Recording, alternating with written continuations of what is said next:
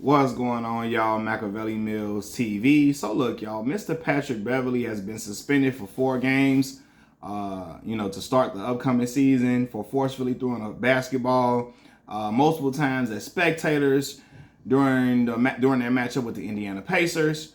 So this is what happened. Patrick Beverley got into a back and forth with one of the Indiana Pacers fans. Patrick Beverley was playing with the Milwaukee Bucks, right? So he attempts to throw the basketball at the guy he's arguing with. He misses that guy and then hits a woman square in the face, right? He gets the basketball back and then throws it at the man again, right? But almost could have hit another person when he's throwing the basketball, right? So he hits a woman who had nothing to do with the situation, hits her square in the face. She could sue that brother. And he lucky she didn't roll around on the ground and acting like she was in agony and pain. Then he throws the basketball at the dude that he was arguing with initially. Then after the game, they're trying to interview him. He's pissed off that the Bucks lost or whatever. And then a woman tries to interview him, and he asks her, "Are you following my podcast? Are you subscribed to my pod?" She says no. He said, "Well, you can't ask me no questions if you ain't subscribed to my pod. If you're not subscribed to my pod, you can't ask no questions." Did she holding the mic? He like, "Well, can you go over there since you're not asking me no questions, you ain't subscribed to my pod." Just being real ignorant, being real belittling of the woman after he already did some outlandish stuff to begin with, right? I'm looking at this like, Pat, you gotta chill, dog. You gotta chill. You on your last leg in the league, let's be for real. Pat has survived for a long time being a scrappy guy, being a glue guy, hustling for rebounds. When the ball is loose, on the ground, he diving for the ball. He has he hard fouls people. He has a lot of antics to get into the head of to get into superstars' heads when he's playing and matched up against other players. He's an irritant. Pat is averaging 6 points a game this year, 3 rebounds, 2.9 assists. We rounded up to 3 assists a game on 41% shooting. Pat ain't playing good enough basketball. He's not affecting the game enough to be doing this wild stuff. First of all, he shouldn't be doing it in the first place. But when you know your last 5 years, you've been on 1-year deals for the most part. The Lakers, Minnesota, the Bulls, the Sixers, the Bucks. You've been on 1-year deals, brother. It's not a clamor to keep you in the league. You're 35 years old. You're gonna be 36 this summer. So you gotta be, I'm not saying you gotta tap dance or nothing, but you can't be wilding out doing ignorant stuff. See, this is the thing. They'll tolerate certain stars doing certain stuff when they are the premier megastars. Look how many chances Antonio Brown got. Look how many chances he got. But Antonio Brown was a generational talent. Real talk, Hall of Fame. He Hall of Fame still. But I'm talking about Antonio was like a dude that was looking like he could rival. He could get the closest to Jerry Rice's numbers. The closest to. He looked like that type of guy. But a head case, and after a while, he just started to become more trouble than what he's worth. Right now, they could look at Pat and say, "Hey, bro, you starting to be a lot more trouble than what you worth. Now you getting in the Draymond area. Getting in the Draymond Green area. You got to cool out, dog. You got to cool out. Because you really being kept around for hard fouls, veteran leadership, and hustle plays. That's it. Pat not no scorer. He not no knockdown shooter. You know if you can shoot, they going to keep you around for a while. Ask Kyle Korver.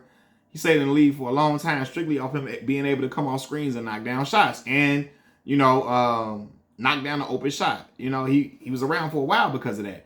Pat, his game has never been that type of game. When you know that, you can't be out here wilding, losing your head, snapping. You got to be on your job, man. And I root for Pat here, Chicago, brother, man. Went overseas for some years and made it to the league. I was rooting for him when he made it. When he made the Houston Rockets team, I was always rooting for him and happy to see him around. But, bro, you're at the tail end of your career now. You're not a superstar. You're not a megastar. You got to be very careful with how you treating people, what you're doing, and make sure the antics is not overshadowing.